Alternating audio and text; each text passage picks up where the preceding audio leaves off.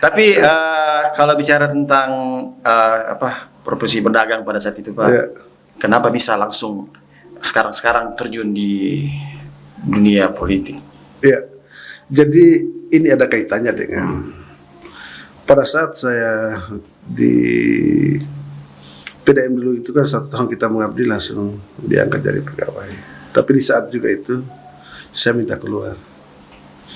Makanya banyak yang heran kenapa ukuran di daerah itu kalau sukses itu kalau kita pakai baju PNS. Ya. Istilahnya orang ukuran, kampung gitu. ya, itu ukuran kesuksesan. Tapi saya berpikir waktu itu kalau umpamanya sebagai PNS orang tua sudah tua, maka kapan saya bisa bahagiakan mereka dengan gaji yang sah itu umpamanya 2 juta 1.900 lebih itu hari, maka kalau 1 tahun ini 24 juta, bisakah kita hidup ini dengan begini? Dan waktu juga itu saya sudah kawin 2003. Sehingga ini menjadi pilihan saya. Kalau umpamanya waktu itu istri saya ikut saya di Buteng, maka kita usaha apa yang bisa kita buka di sana? Bisa dekat, tapi ya bagaimana juga dengan pendapatan dan masa depan. Apalagi kalau umpamanya ke bau-bau, ya pasti kita cari kios baru, kita sewa rumah dan sebagainya. Itu pun juga masih terpisah jarak oleh pulau. Sehingga saya harus mengambil pilihan bahwa ya kita harus kembali menjadi profesi sebagai pedagang. Karena sepengetahuan saya dan ini yang selalu ditanamkan disampaikan oleh orang tua saya bahwa usaha dagang itu adalah pekerjaan Nabi. Ya, makanya waktu itu saya putuskan ya untuk bersama-sama istri mengelola usaha yang ada di sini. Makanya pada saat saya sampaikan kepada orang tua untuk saya keluar dari PDM, aduh, Pasti pusing juga mereka. Malah kenapa bisa begitu? Termasuk banyak orang yang mencibir kita, wah bodohnya, jadi pegawai mau keluar lagi. Tapi saya rasa dengan menjadi pedagang, ya mungkin kalau umpamanya 20 juta, 24 juta 1 tahun bisa tidak dapat, tapi bisa juga 6 bulan saya dapat, bisa juga 3 bulan saya dapat, bisa juga 1 bulan saya dapat. Malah ya insya Allah dengan kita berdagang, ya isinya semua dekat dengan keluarga, dan insya Allah kita sukses menjadi pedagang yang kalau di mall itu ya mungkin Subhanes lah yang paling banyak kiosnya waktu itu. Tapi keputusan kita mau keluar itu dari PNS, istri setuju atau sempat dia bertentangan dengan istri? Ya, saya kira semua kan kita jelaskan bahwa tujuan kita hidup ini kan sebenarnya bagaimana kita bisa bersama keluarga bisa dekat. Apalagi ya itu tadi ya, pilihan-pilihan itu harus kita ambil. Termasuk pilihan kita waktu itu untuk dari pedagang untuk menjadi politisi. Ini juga pilihan yang berat sebenarnya. Karena sebenarnya kita sudah sangat senang dengan usaha sudah nyaman menjadi pedagang ini, karena ya ada yang ngurus kita, pagi kita buka kios, malam kita pulang, dan ya salah. Tapi setelah saya pikir ini terjadi karena peristiwa kebakaran di Pasar Baru ya. Itu. Ya, memang teman-teman pedagang waktu itu diperhadapkan karena kondisi yang sangat luar biasa, karena mereka juga di posisi menjelang Lebaran Idul Adha, banyak barang tiba-tiba terbakar. Tidak semua juga itu uang yang mereka miliki, tapi juga ini diutang. Sehingga pada saat itu mereka dalam posisi kebimbangan. Apakah mereka itu mau menetap di Pasar Baru atau pindah untuk sementara agar pasar itu bisa dibangun. Makanya inilah pada waktu itu saya diminta untuk menjadi ketua kerukunan, tapi awalnya saya menolak. Tapi setelah saya melihat, saya berkunjung di keluarga yang waktu itu saya dengar ada anaknya satu mau masuk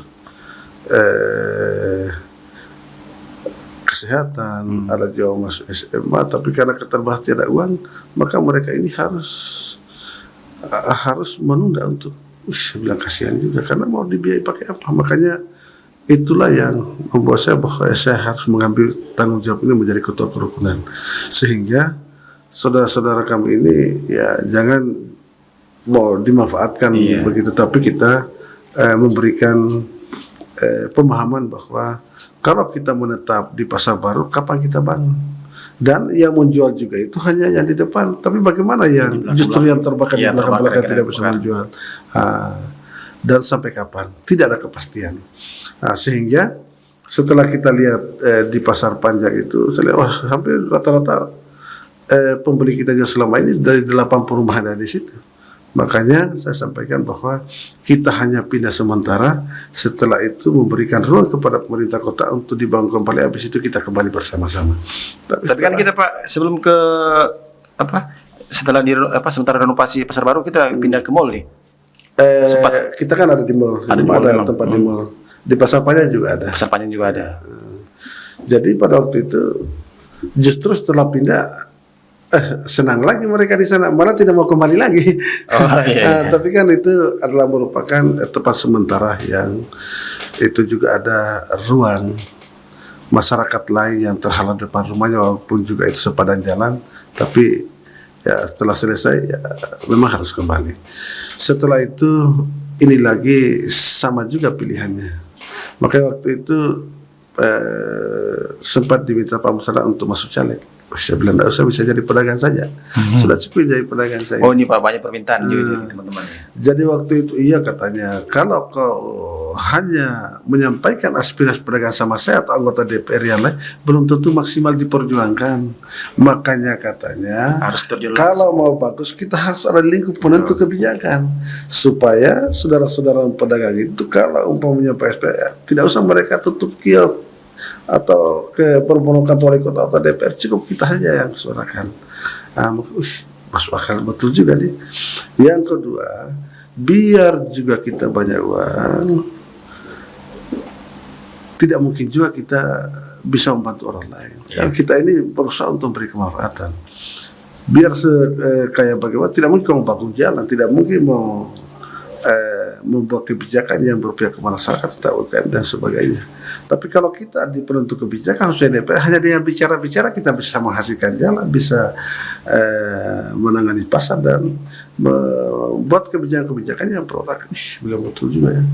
Makanya pada waktu itu, kalau begitu, ya saya ini sudah berkeluarga. Nah, misalnya dari harian tanya saya kasih kau katanya waktu 7 hari. 7 hari itu berpikir. Ya, maksudnya minta waktu, karena biar bagaimana namanya caleg juga ini kan pasti ada angka-angka. Iya, betul. Sehingga namanya restu istri itu menjadi kunci. Ya, biar bagaimana keikhlasan istri juga itu doa yang akan mempermudah niatan kita untuk mencapai sukses. Kedua, saya bilang saya juga masih punya mertua, masih punya orang tua, sehingga restu mereka juga itu ya mungkin itu juga yang akan mengantar kita, mudahan kita dalam perjalanan untuk mencapai yang kita citakan, termasuk saudara-saudara pedagang kita. Dan waktu itu hari belum ada anggota DPR dari pedagang. Belum ada, Pak. Belum ada, makanya semangat kita waktu itu sudah waktunya anggota DPR yang lahir dari pedagang untuk mensuarakan mewakili pedagang aspirasi. Betul-betul. Jadi kita anggota DPR pertama yang beranjak dari pedagang. Ya. Nah, makanya semangat kita waktu itu ya, dari memang kita kerjanya 3 bulan semua pedagang, dan di pasar Panjang tidak ada atribut lain selain saya, dan ini adalah buah dari dukungan teman-teman pedagang yang memang kita satu pemikiran, satu semangat waktu itu untuk kita bisa bersama-sama melahirkan seorang keterwakilan anggota DPR Kota Kendari yang lahir dari rahim pedagang. Dan sekarang terwujud, Pak. Insya Allah terwujud dan terbukti bahwa kita terpilih di periode 2014-2019, habis itu terpilih lagi 2019-2024, sekarang kita terpilih lagi untuk 2024-2029. Sekarang kita diperhadapkan lagi pada pilihan antara kita menjadi anggota DPR dan maju di wakil wali kota mendampingi Ibu Giona. Dan ini memang satu pilihan berat, dan ya kalau umpamanya pegawai ya paling bagaimana bekerja, bagaimana tingkat jenjang karir. Tapi kita ini politisi, yang terkadang diperhadapkan pada pilihan-pilihan tidak ideal, tapi kita harus memilih itu. Makanya kenapa awal tadi saya sampaikan bahwa selama di DPR hampir 10 tahun ini kita hanya menerima APBD, habis itu kita bahas, kita tetapkan, kita awasi, tapi bagaimana persoalan kota ini bisa terselesaikan? Tidak. Makanya saya putuskan, ya memang saya harus mengambil pilihan ini untuk mendampingi Ibu Giyona menjadi wakil wali kota, agar semua persoalan-persoalan, semua perencanaan kota ini kita mulai dari awal. Kita merencanakan persoalan-persoalan ini tentu dengan kemampuan APBD Kota Kendari, kita rencanakan dari awal semua supaya persoalan-persoalan ini insya Allah bisa tertangani, bisa terselesaikan, dan kita membuat perencanaan yang lahir dari persoalan-persoalan yang selama ini dibawa ke kita. Solusi-solusi yang kita tawarkan mungkin disinilah sebenarnya bentuk kemanfaatan yang lebih luas terhadap ide, pemikiran, gagasan dan inovasi yang kita miliki untuk bersama-sama Ibu Giyona menyelesaikan persoalan-persoalan kota, termasuk bagaimana membuat Kota Kendari sebagai ibu kota Provinsi Sulawesi Tenggara ini bisa bukan hanya manfaatnya, tapi ada estetika keindahan dan bisa menjadi kota yang berkelas dunia. Iya Pak. Tapi sebenarnya kalau mungkin pasti banyak pertanyaan-pertanyaan yang muncul sama kita atau tim-tim kita juga pasti ada juga. Dari partainya kita mungkin PKS kan sudah memenuhi syarat hampir 6 kursi ya? Ya 6 kursi, kurang satu. Kurang satu untuk bisa mencalonkan. Tapi kenapa Bapak mau terjun sebagai wakil? Bukan jadi 01? Jadi sebenarnya kita dari 2 tahun lalu sudah disampaikan oleh partai bahwa silakan deklarasikan diri untuk menjadi wali kota Kendari. Tapi kan namanya untuk menjadi seorang pemimpin itu ada 3 hal yang saya pahami. Yang pertama itu kita harus tahu dirinya kita. Ya, kita tahu dirinya kita. Jangan sampai hanya keinginan untuk menjadi pemimpin, ternyata setelah itu tidak bisa kita memimpin. Ini juga menjadi pertanyaan. Setelah kita tahu dirinya kita dan insya Allah bisa memimpin dan kita sudah 2 periode ini, maka setelah itu kita ukur dirinya kita. Jangan sampai hanya keinginan, tapi tidak ada dukungan partai, tidak ada dukungan masyarakat, tidak ada potensi kemenangan, tidak ada persiapan dan kesiapan. Karena bagi saya bahwa setiap orang punya hak yang sama untuk mau jadi presiden, wakil presiden, gubernur, wakil siapapun itu, wali kota atau wali kota, siapapun itu. Dan itu hak yang dijamin oleh undang-undang. Tapi karena undang-undang pula, keinginan itu diatur pula dengan undang-undang bahwa yang bisa calon presiden, wakil presiden, gubernur, dan wali kota, bupati dan wakil bupati, wakil wali kota itu hanya 2 pintu yang dia siapkan, yaitu melalui pintu partai dan independen. Kalau di luar pintu ini ya tidak bisa lah. Makanya setelah kita diusung partai, karena biar bagaimanapun juga kita juga ini adalah perpanjangan tangan partai, dan kita partai PKS adalah merupakan partai kader. Makanya perintah partai itu kita siap untuk taat, tunduk hormat untuk kita laksanakan. Makanya sempat dipertanyakan kenapa PKS tidak mendukung kader karena perebutan kursi kemarin. Yang menjadi pertanyaan, kita berdua ini kan kader dua-duanya, dan kita sudah bersepakat bahwa siapapun yang diusung partai, kalau umpamanya saudara saya umpamanya diusung, maka saya tidak maju. Demikian juga sebaliknya. Makanya ini harus dipahami, karena kita di PKS ya memang kita harus mempersiapkan diri. Apalagi kapasitas sebagai ketua DPR, tugas kita sebagai politisi adalah mempersiapkan diri. Siapa tahu partai memberikan amanah yang lebih besar, maka kita harus siap dengan perintah yang sudah disampaikan partai. Berarti nanti juga Pak, kalau seandainya nanti alhamdulillah terpilih di pemilihan berikutnya nanti ini, memang ada beberapa program-program yang Bapak sudah canangkan di DPRD kota, mungkin akan dilanjutkan nanti setelah itu. Saya kira ini kolaborasi ya, karena namanya juga setiap mencalonkan diri sebagai kepala daerah itu dituntut punya visi misi ya. Karena itu visi misi juga sinkron dengan aturan-aturan dan tingkatan provinsi dan pusat. Saya selalu menyampaikan kalau umpamanya visi itu kita ibaratkan sebuah niat. Visi itu kan sama dengan niat. Kalau saya mau jadi wali kota bersama Giono, apa yang saya mau lakukan di kota ini? Nah, kalau umpamanya kita sederhanakan lagi, ya dalam sholat umpamanya, visi itu sampai niat sholat isya, ya niat sholat isya. Misinya itu adalah langkah-langkah untuk bagaimana menyempurnakan sholat itu, baik bacaannya, gerakannya untuk kesempurnaan sholat itu. Demikian juga dalam pembangunan. Saya rasa saya bersama Ibu Giono sudah ada tagline kita itu bahwa visi Kota Kendari untuk menjadi kota berkelas dunia.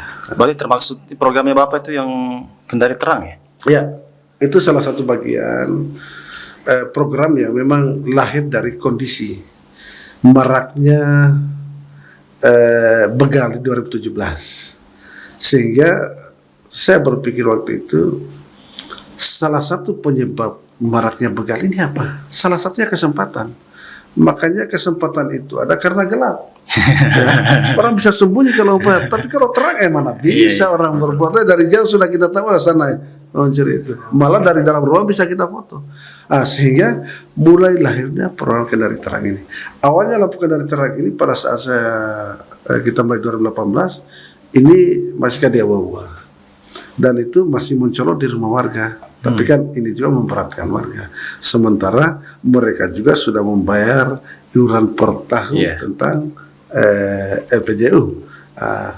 Makanya di 2019 kita sempurnakan menjadi program Kendari Terang seperti yang sekarang ini. Dan itu menggunakan meterisasi yang dibayar pemerintah setiap bulan. Dan memang ini adalah program-program yang sangat dibutuhkan masyarakat Kota Kendari, karena setiap kita resesi itu hampir 50% mintanya di atas 50% minta lampu Kendari Terang. Malah katanya kalau jalan rusak, kalau terang katanya bisa kita lihat. Dan memang ini dampaknya sangat luar biasa. Pertama, ini persoalan tanggung jawab kita sebagai ibu kota Provinsi Sulawesi Tenggara yang identik dengan kota metro. Metro itu kan namanya terang. Sehingga tidak ada alasan kita tidak membuat kota ini terang secara keseluruhan. Makanya ini akan menjadi tugas kami, bukan hanya Kadiawawa, tapi satu kota Kendari kita terangi. Tahun ini kita merencanakan 10.000. Kita butuh 30.000 sampai 50.000 lampu Kendari terang yang bisa membuat kota ini bisa terang benderang sekaligus sebagai salah satu sarana penunjang yang bisa mendukung aktivitas masyarakat Kota Kendari di malam hari. Karena hampir kota kita ini sudah hampir 24 jam. 24 jam banyak aktivitas, Pak. Selanjutnya setelah kita lihat yang pasar Kendari Terang ini banyak, di samping kejahatan, maraknya begal, kecelakaan juga kan narkoba, ya. Karena penempelan narkoba. Tapi kalau kondisi terang, adakah yang berani? Kita lihat dari jauh. Termasuk satu hal yang sangat mencengangkan kita, ternyata setiap kawasan yang sudah kita pasang Kendari Terang muncul UKM baru yang buka usaha, warung makan dan sebagainya. Dan ini saya rasa menjadi satu program yang sangat brilian, luar biasa. Dan mungkin hampir setiap saat kita ditelepon bahwa ya kita menginginkan juga program Kendari Terang itu bisa dilanjutkan, diteruskan. Dan ini insya Allah sama kita bersama Giono Subhan kita akan kasih terang kota Kendari. Itu cita-cita yang mulia loh. Jadi memang Pak, sebenarnya bukan cuma begal yang kita antisipasi, kejahatan-kejahatan yang lain juga banyak kan. Terutama juga itu biasa kecelakaan paling penting itu. Karena banyak jalan-jalan di Kendari itu lubang takutnya aja sampai tidak terang, ditabrak lubang jatuh. Kecelakaan. Tapi kalau bicara tentang restu dari mertua, orang tua, istri, anak untuk maju jadi calon wali kota Kendari.